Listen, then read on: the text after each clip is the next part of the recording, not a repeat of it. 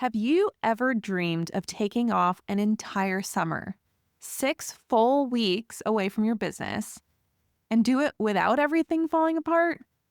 I know I have, and I honestly still do. That's exactly why I invited my friend Megan Blacksmith to join me on today's episode of the Nourished CEO Podcast. Megan has been creating this kind of freedom in her life and her business for nearly a decade, and she's here today to pull back the curtain on how she made it possible. Not by waiting until everything was perfect, but by intentionally designing her business and her beliefs to support the life that she wanted. If you've ever found yourself stuck in the cycle of, someday I'll take time off, or if you're wondering how to create a business that doesn't depend on you 24/7, this conversation is for you. Megan shares the mindset shifts, identity upgrades, and even the practical systems that allowed her to step away every summer, while actually coming back more energized, creative, and inspired to grow her business. Trust me, you're going to want to press play on this one. And before we dive in, I have something really special to share with you. Megan and her business partner Alex are hosting their next Transformation Accelerator Foundations training this October.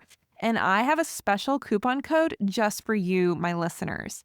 I actually attended this training last fall, and it was absolutely incredible. It was one of the most transformative personal and professional growth experiences that I've ever been through. So if you've been wanting to master tools like neuro-linguistic programming, life coaching, and even subconscious belief rewiring, this is the place to do it. And if you decide to continue on to their level 2 training, I'm going to be there in January, so we might even get to hang out in person. To get this special coupon code, go to the link in the show notes and use the code LAURA, that's LAURA, to save $2,000 off the full price. I told you this is something really special. I hope I'll see you there at the next training, and without further ado, let's get into this conversation with Megan. All right. Well, I am so excited to have with us on the show today, Megan Blacksmith. Welcome to the Nourished CEO Podcast, Megan. Hello, Laura. Thank you for having me. Thanks for coming. And I was just on yours like a week ago or something. So this is fun to be able to do these back to back. And before we hung up last week, Megan was telling me some really funny stories about her experience with summer vacation. So we're actually going to be talking all today about how to create the type of business and the kind of identity that allows you to take a full month off with no work for summer, for winter, whenever that might make sense to you. And this is something that's super inspiring to me. So selfishly, I want to ask Megan all the questions because I'm like, we need this in our lives. We just got back from a very short weekend trip. And I was telling Megan that there was so much packing and organization involved that I kind of wish it had been longer. So could have like settled in and relaxed a little bit. So Megan's going to talk to us all about how this can actually be reality for you, because remind me, how long have you been doing this month-long sabbatical in the summer? Well, first of all, it's 6 weeks, Laura. 6 It's important. weeks. I am sorry. We will not edit that out. Yeah. But No, it's all good. Wow. Let's see. I think I've been doing it the whole time I've worked with Alex. So 10 years? I've been doing 10 years of the okay, sabbatical. hold on. Let me make sure that's true. Well, definitely since Paige was born, and she's 9. Wow. So this is why I wanted to get into this, because I had made this a statement from the beginning when I found a business partner, because we've been working together for 10 years. And I said to her, I love this. I would love to work with you. Here's the deal. I want to have a summer with my children that is at least some of the time off. And she said, okay, I'm in. Let's make this happen. So from the beginning, I made that statement. And I think that's important because there were many years, Laura, where I didn't actually have the money to do this, right? It wasn't like, oh, okay, if I make this amount, or if this happens, then I'll take the time. I was just stating, I am taking this time off. We go to the lake in New Hampshire. And I was just stating, this is the time we take off. And so because I did it from the very beginning, no matter what, it stuck. And it just became, like we're going to talk about with the beliefs and the identity around it, it just became the thing that I did. And I I know for a fact there's lots of things that I've said and everybody says, right? Once I have X amount of money, once I have X amount of clients, then I will go to Europe. Then I will buy that thing, take that vacation. And it doesn't happen often, right? So I knew from the beginning, I was like, this is going to be just something I'm going to build my business around, like build my schedule around, build my clients around, build the income around. And as I was still building and it wasn't quite there, I still made it a priority. Like this is still happening. So yeah, it has been a really long time. I didn't even really realize that.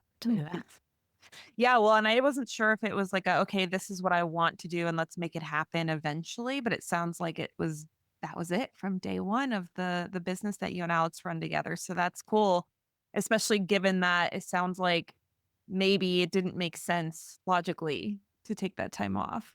It didn't. And there's been other years where it still didn't, like not even just in the beginning, but as you grow your business, I'm sure many people have experienced. So just because you started a certain way and it got successful and you got a lot of clients and you made a lot of money. And then there's a new phase. Maybe, certain years we took on a lot of team members or we invested a lot in a new way of working or a mentor. And then those years were tighter.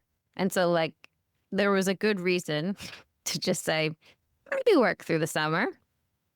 And I know though, Laura, I know every time I actually go and leave and go to the lake, when I come back, I am so fired up to work. Like I cannot wait to get my hands on projects, to create things. It just gives me that, it's a restart button. Mm-hmm. And when we first started going to this lake in New Hampshire, we didn't have our own lake house, but we first started going, we were staying in my dad's girlfriend's place. And this area is super wooded, super middle of nowhere. And there was no Wi-Fi. And there wasn't, not just no Wi-Fi, the cell service when you're down at the lake, it's like a blackout area, which felt so good because it wasn't even a choice. It's not like when I'm sitting down at the lake, I can't go, well, I could just check that post. I couldn't. Scroll a little bit. Yeah, you can't. And you still can't down at the lake. I can though now, fortunately and unfortunately, now at our lake house. We have internet. We have Wi-Fi. Every year we got a little bit more talked into that. More modern. Yes. But I did experience so much of just like really being off and feeling off. And I think the most important part of that in the beginning, and I know a lot of people who come, like you have come to our 7-day training, right? We have a 7-day in-person training. That's a lot of time to take off. Like that's a lot of time to leave life, business, kids, whatever it is. And so we see more often than not, people are saying, oh, I just can't. My business doesn't run when I'm gone. Or there's so many things that will be left behind if I leave. So usually that's a big wake up call for people, even just signing up for the training, of realizing maybe they don't have a business that doesn't run without them. Mm-hmm. So this whole we leave for 6 weeks in the summer required that we had those things in place. Like the team had to work without me. We had to have VAs, we had to have processes, we had to have everything. I mean, I would record podcasts for the whole summer. I used to even record like Instagram content for the summer. So it was ready and it was a process. And that is what allowed me then for the rest of the year to be more efficient, right? It's like a forced break. Mm-hmm. And then you really realize like, oh, wait, there's a lot of things that require me, or there's a lot of things that just don't move along without me. And so once you can kind of take yourself out, then I found like just generally the rest of the year, we're more efficient. So I'm not saying everybody needs to take off time in the summer. It's just such a good exercise to realize, can you?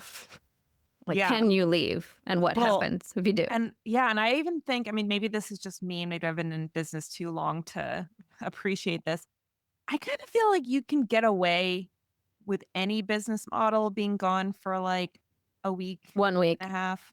Yep. Like it's really not actually something that should theoretically cause your business to just, collapse or something. I think the 6 weeks is definitely like, no, you can't just like not work for 6 weeks and not have any systems set up and not have any, unless you just don't make any money. And then, of course, you can do whatever you want. But if you make money, you have clients, if there's any sort of expectation that you're presenting content or doing something over the summer, then, or whenever that break is, because obviously I just came off of a maternity leave, which was about the same amount of time that I was like, I'm not working. Mhm. And it really does point out all the areas of either the actual way you operate things or even just what you think is necessary. That kind of stuff definitely would come up for that long of a break. So I would love to hear from you. Back me up, because you said that this was right before your second daughter was born. So why was this something that even mattered to you to be able to take off that amount of time? I loved summer.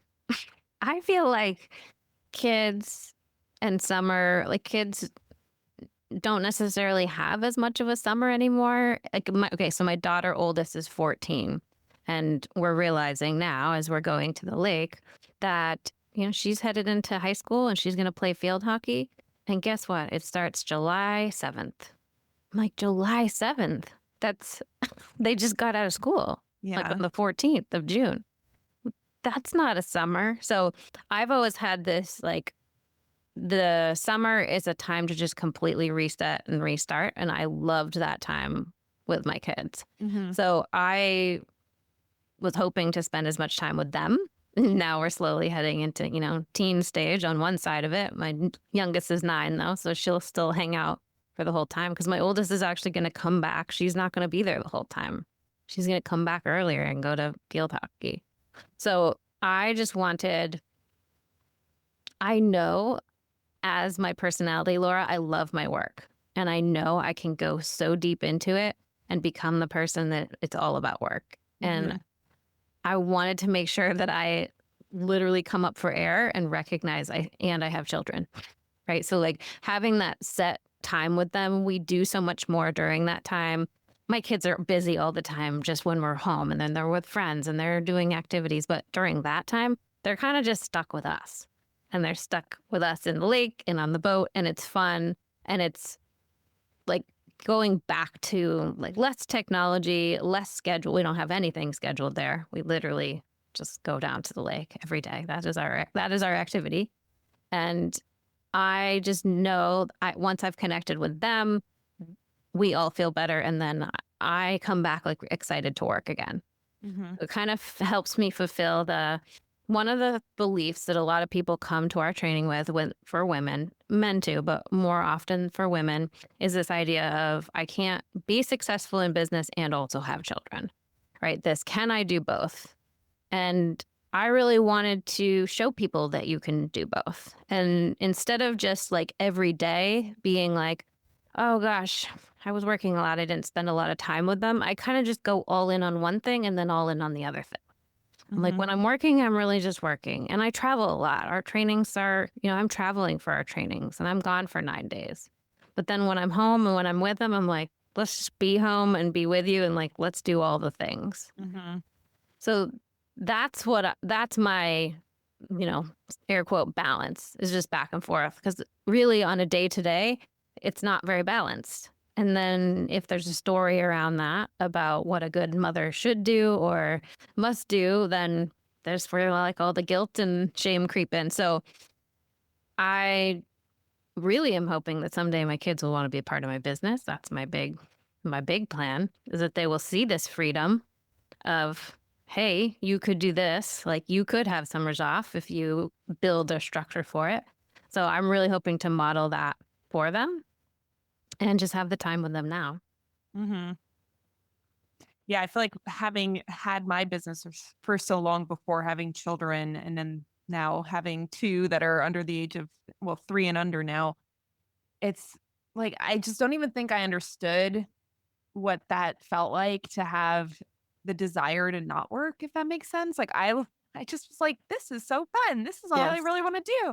And I still enjoy it. Obviously, I don't think I'd be able to do it, let alone be wanting to do it if I wasn't enjoying it. But there is that pull of not wanting to be working all the time. And Mm. I don't think I ever really, really got that before I had kids. And now that I have my little ones, like just how fast they grow and change, it's a little scary. You're like, oh my gosh, like last summer you weren't even able to do this. And now you're like scooting around on your new scooter that you just got for your I birthday. know. And, it's just like, it's one of these things where you start to realize how fast time moves and how little time that you really do have with your children at the ages that they're at and how present they are. And so this is why I'm excited about this conversation, because I'm like, this is something that I would love to be able to intentionally build into my business, not just because I had a baby or, be forced to build it out of burnout. It's more of that, how do we create this purposefully and intentionally and in a way that is exciting rather than it being like, oh my gosh, I'm taking off time and now I feel guilty because, oh my gosh, my business is not going to work or XYZ. Other people have to step in and God forbid I get help to Yeah. to do stuff that I would normally be doing myself. So talk to me about, and maybe for you it was easy, but maybe there was some beliefs you had to change for yourself to be able to do this. Because I think logistically, it's a whole nother conversation. But for the beliefs piece, that has to be there to even make logistics even possible. Right. To even consider it. Mhm. And I think that's the first step, is just even seeing that this is an option or that somebody does something. Because Mhm. if you have a corporate job like I used to, then I would have never thought of a 6-week vacation because that wasn't an option. So it takes one starting to realize, like, okay, even though I have my own business, I do actually get to create when my programs are live, when the coaching calls are, who does them. I like truly believe in having, you know, experts or other people, coaches who are amazing on either in rotation or on your team, so that if I'm missing, that's not a problem. People are like, cool, now we get to see whoever, right? Like now they get something else. Mhm. And really have that set up. But I think the biggest, so from a belief standpoint, the idea that your productivity equals your worth, that was the biggest belief that I've had to work through, probably just across the board. I mean, it plays in on a day-to-day basis. So in a way, it's almost easier for me to be in completely shut down mode, right? Because it's like, well, here we are, we're at the lake. But shutting down at 4 o'clock or 5 o'clock or when you're at the end of your day, that's also hard, right? So this belief can come in just for a weekend for some people, Mhm. of what happens if I'm just not doing anything. I had a client recently and she said, oh yeah, I 100% believe like my worth is what I get done. And she's like, but I don't have a problem with that. She's like, I like that belief because it drives me to do things. And I was like, huh, this is interesting. Because usually I have people come to me with that, but they don't want it. They're like, I would love to feel worthy if I don't get anything done in a day. Mhm. And so we got talking about it more. And by the end, I said, well, this is a great belief. I mean, you can use this. You can operate from like, I get a lot done. I feel good about it. This doesn't mean you will change what you do.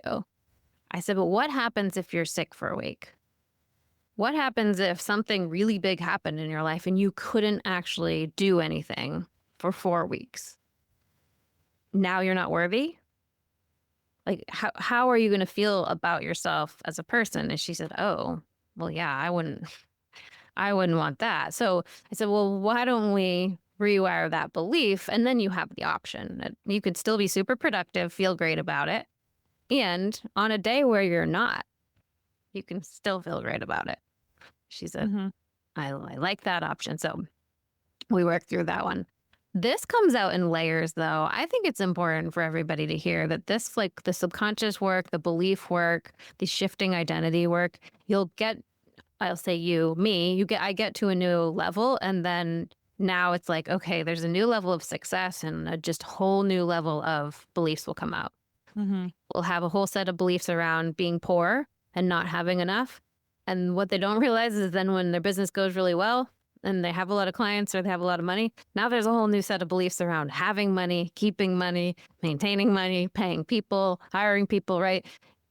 It's just each life situation has its own set, Mhm. and that's fine and great. We just have to have the tools to work through them. It's just I just want to make sure that everyone is aware that there's not some magical place that you get to where all the beliefs are gone. Mm-hmm. It's just that it's no big deal when you come up against one, when you have a way to rewire it. You're just like, okay, I see you. I see you. I see what's happening here. I see that's shining back in my face. And now there's something to work through. So then every single thing that doesn't work out, there's some belief to work through. Mm-hmm. Great. I'm on my way. Mm-hmm. Next. So I want to hear about, you said maybe financially it didn't even make sense to take time off previously. And I'd love to talk a little bit about that because I do think, and I'll throw myself into this as well, because I feel like for me, all of the changes that the business has had to go through since having now 2 children has just been like, I kind of joke with it's kind of a joke, but it's kind of not to say whoever told me that there was going to be some like rinse and repeat cycle in my business where all of a sudden everything was just going to work and stay working for more than, a few months, apparently lied to me.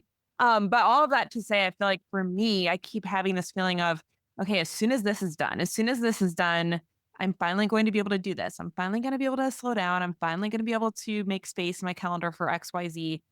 And recently I've been like, okay, is there actually going to be a time where this project is like the actual last project?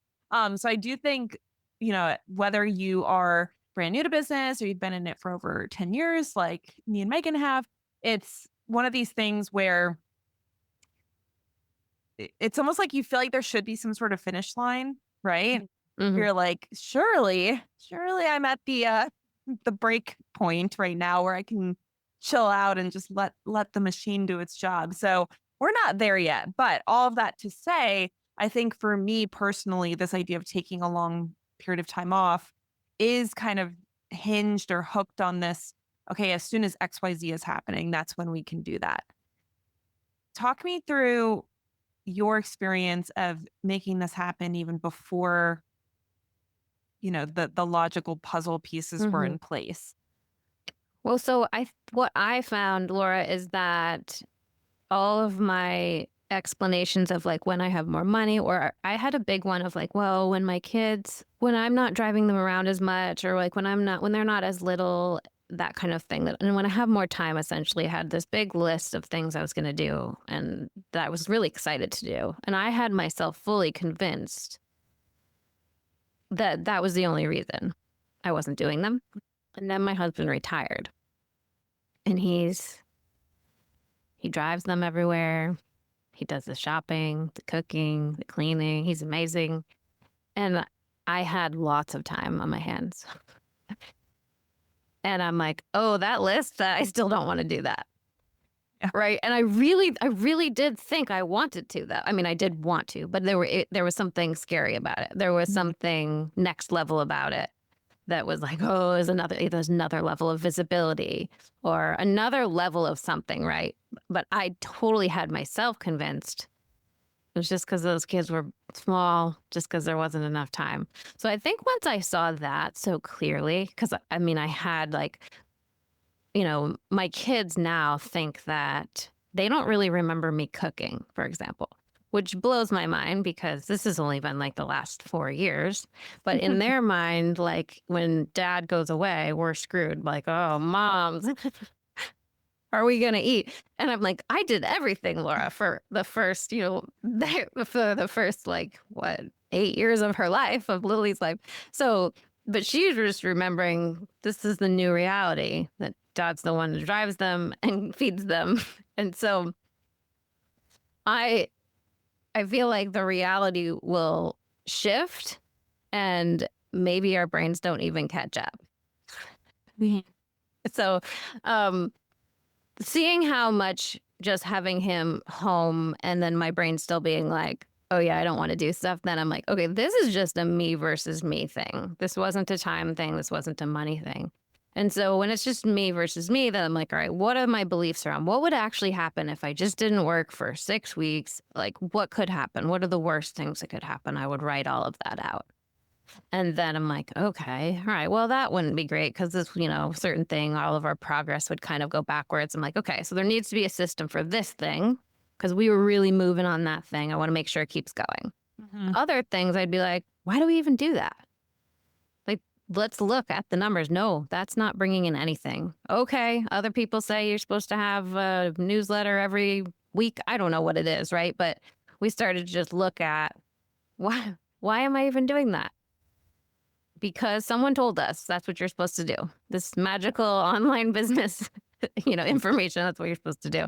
So it caused us to really look through just the different things we're doing and why.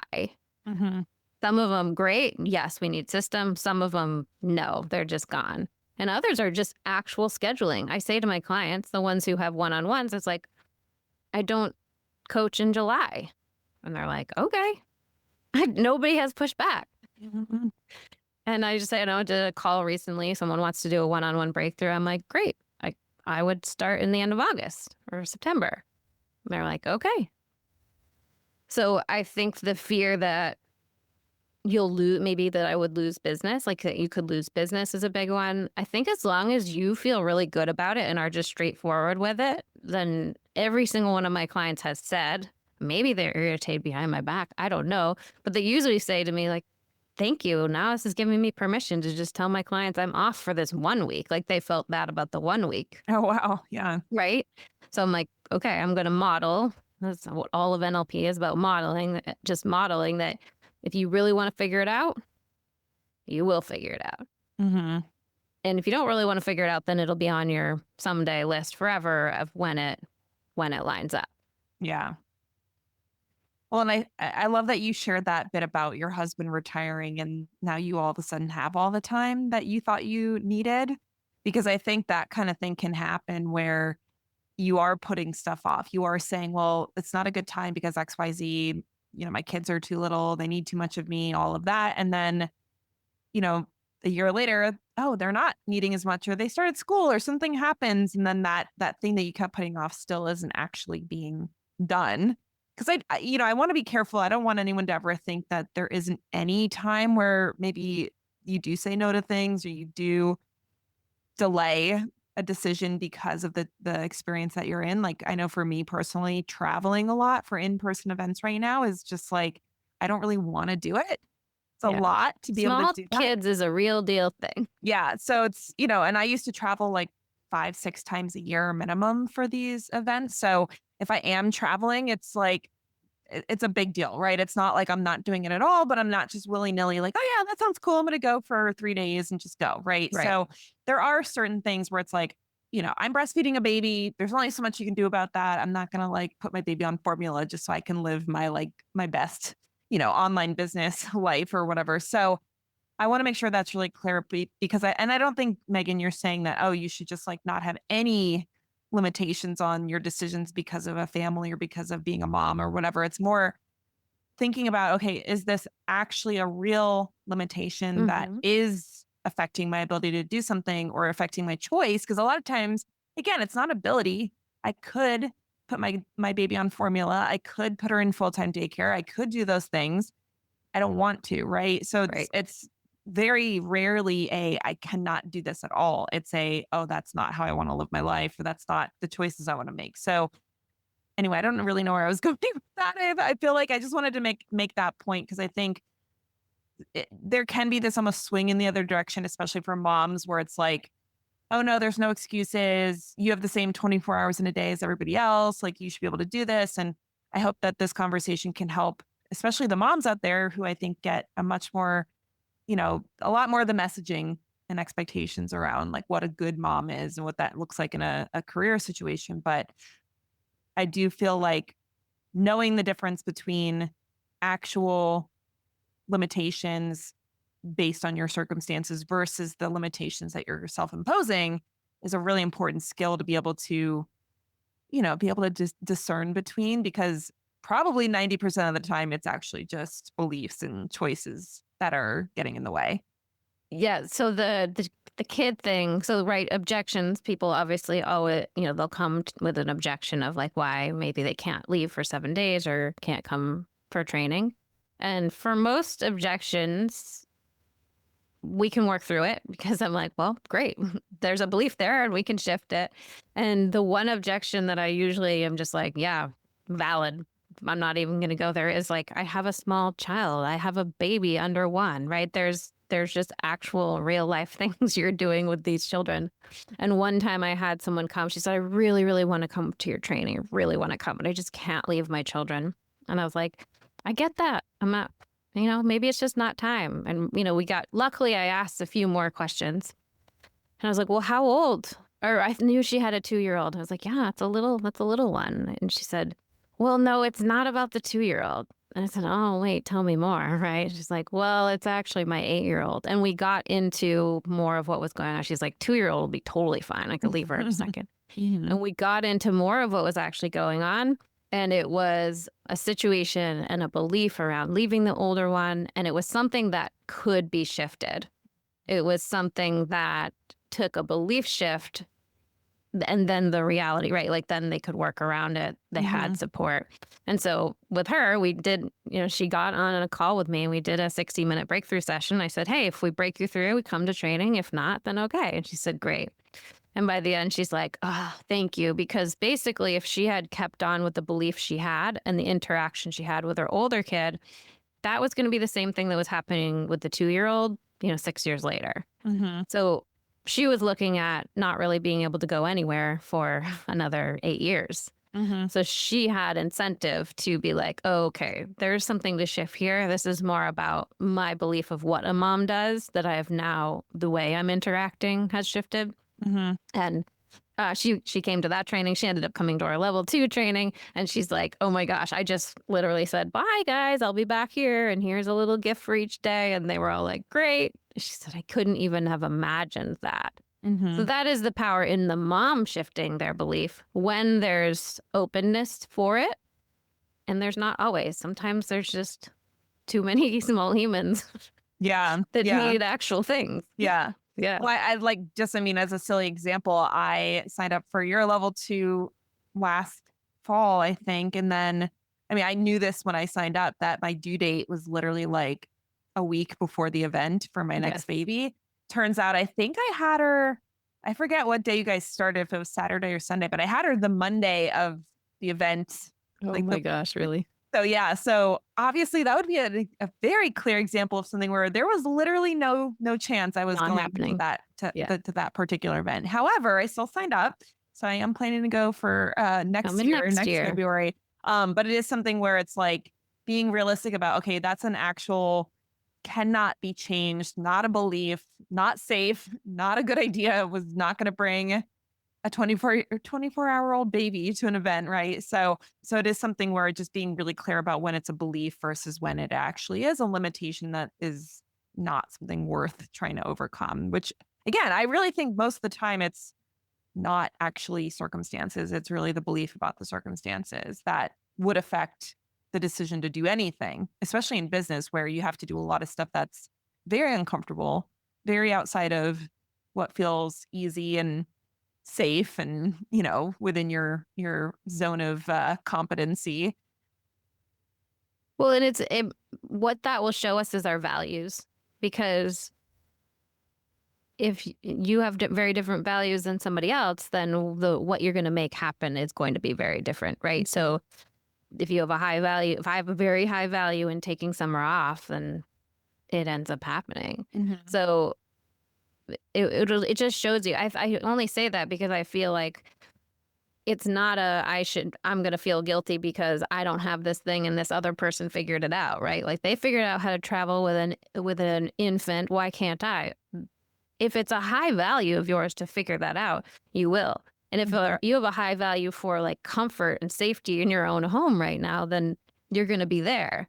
So I think it's more like, it doesn't really matter what we do. It's just we need to drop the guilt from, oh my gosh, this other person somehow figured that out. Yeah, it's a higher value for them. Like, maybe adventure is so high on their values that they don't care that it requires, like, we were talking about taking a trip with a baby and you have like 20 extra bags. They don't care.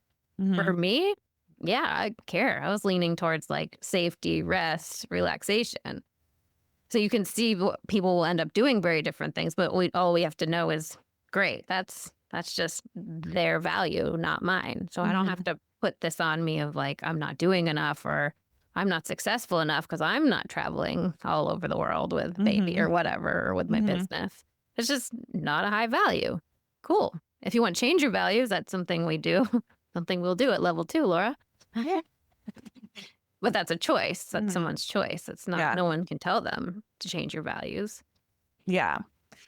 So to shift gears a little bit, I know I've heard a lot of stories that you've told about things that have happened when you're at the lake. I'm laughing because I'm like, I don't know where this question's going to go, but I'm going to ask it.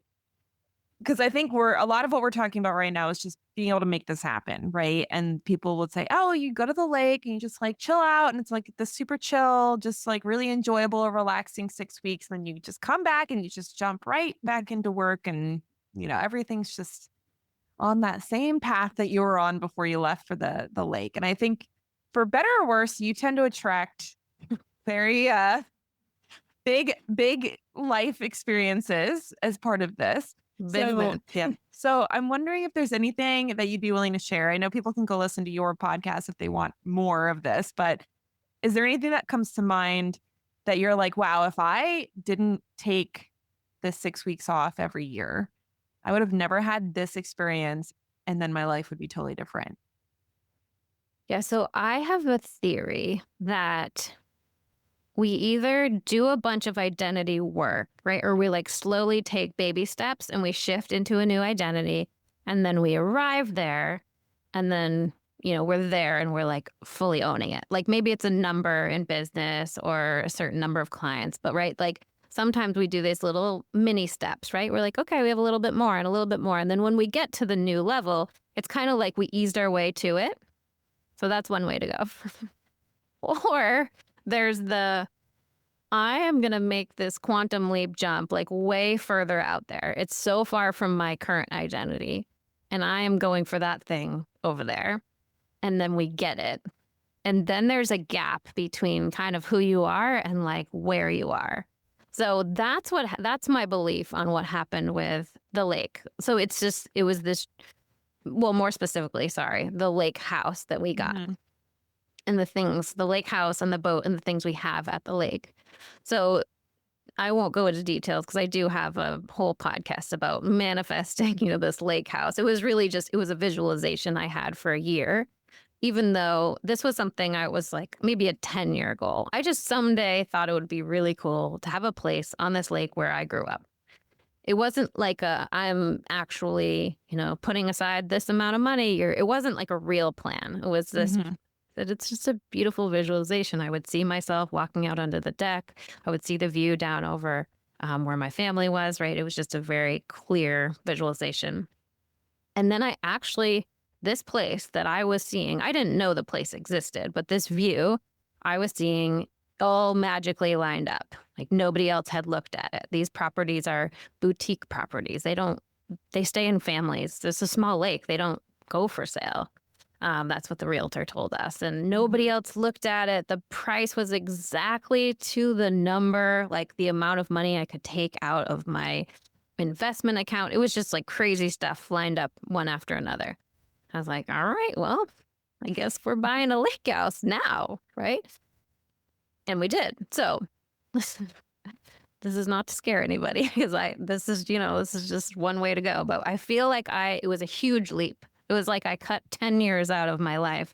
And I didn't quite fully believe at that time that I deserved or was the identity of someone who owned a lake house, took that full time. I'd been taking the time off, but we were staying in somebody else's cottage, right? It wasn't like all this, beautiful setup the way we wanted it. And now it's like, oh, this is like real. I actually own this. We got a boat in a magical way. Like things were just really lining up. And as a part of this association we live in, you can have a boat slip, which is really rare on this lake. So the whole thing is just like, did I fully believe I deserved this? Now, I didn't exactly know that's what I was up against, but then crazy stuff started happening every time we'd go to the lake. So the second we walked into this brand new lake house, the water heater busted.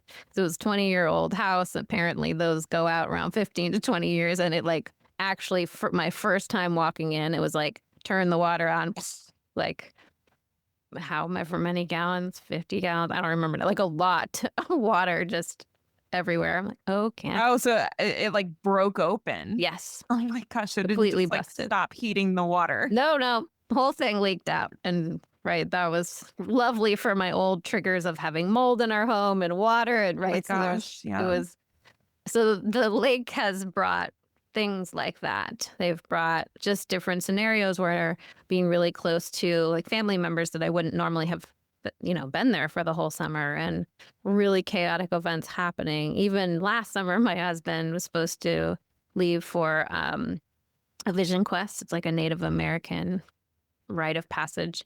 And we thought he was having a heart attack. He was like passing out and blacking out and then coming back to. And I'm in the middle of nowhere trying to drive him to the ER. So these things would happen, weird things that only seem to happen at the lake.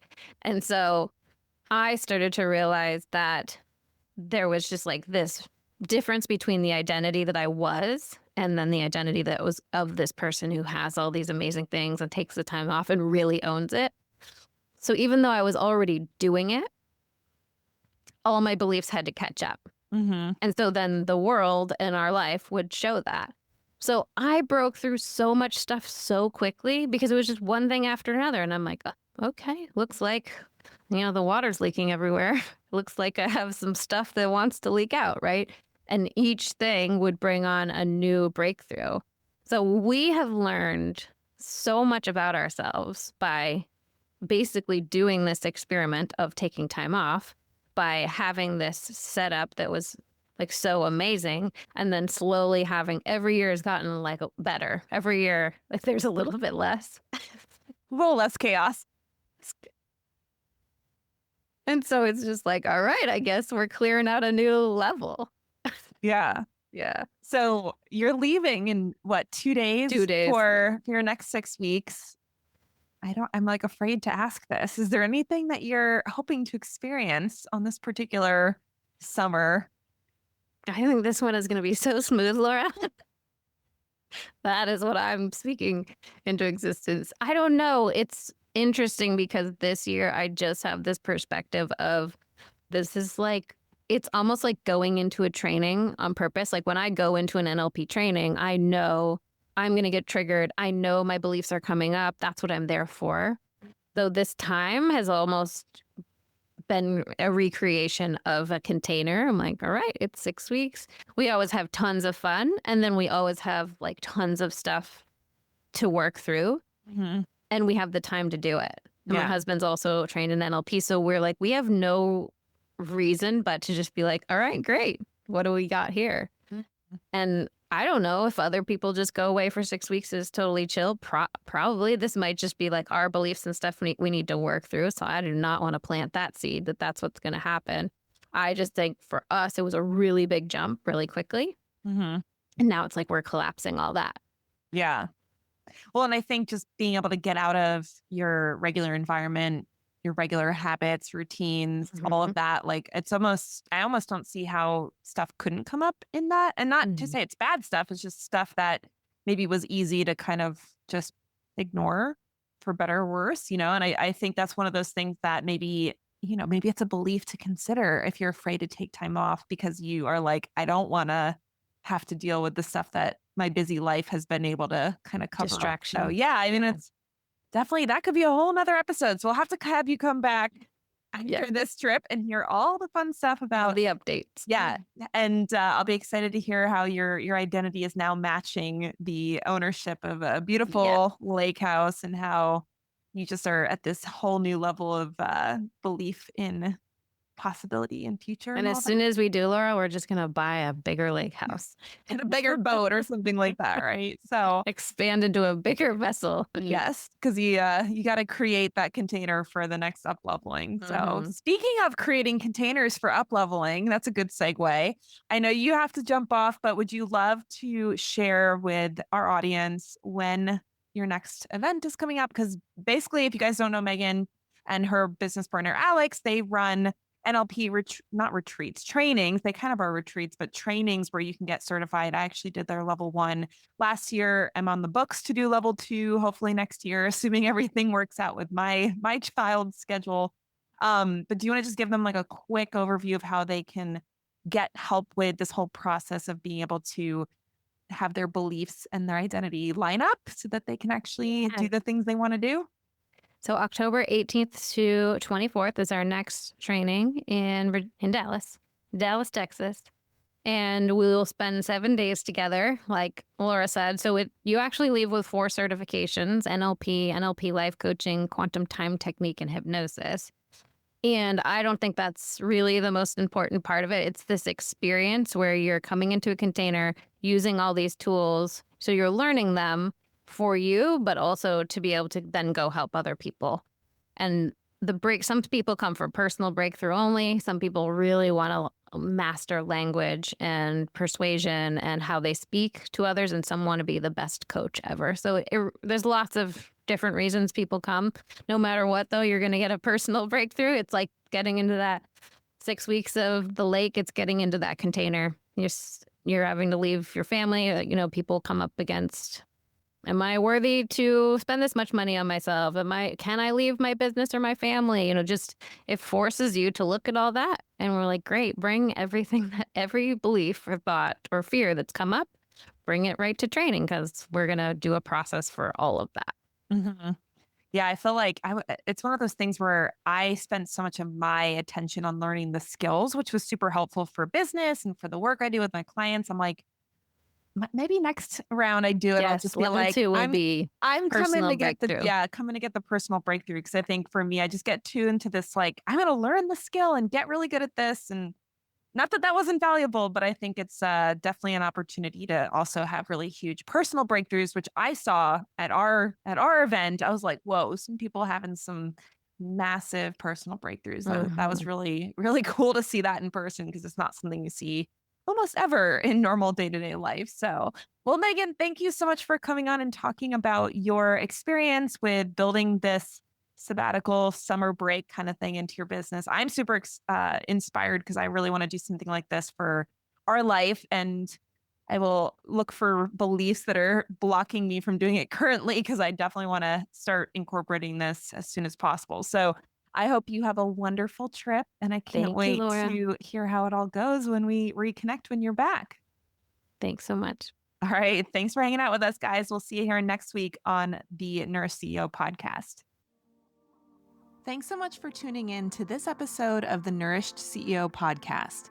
If you enjoyed this conversation and it brought you value, I would be so grateful if you would take a minute to leave a review over on iTunes. Your feedback not only helps more amazing coaches and practitioners like you find the show, it also helps me keep creating the kind of content that you want more of. Just head over to Apple Podcasts, search for the Nourished CEO Podcast, scroll down and tap that write a review button. It only takes a minute and it means the world to me. Thanks again for being here, and I'll catch you on the next episode.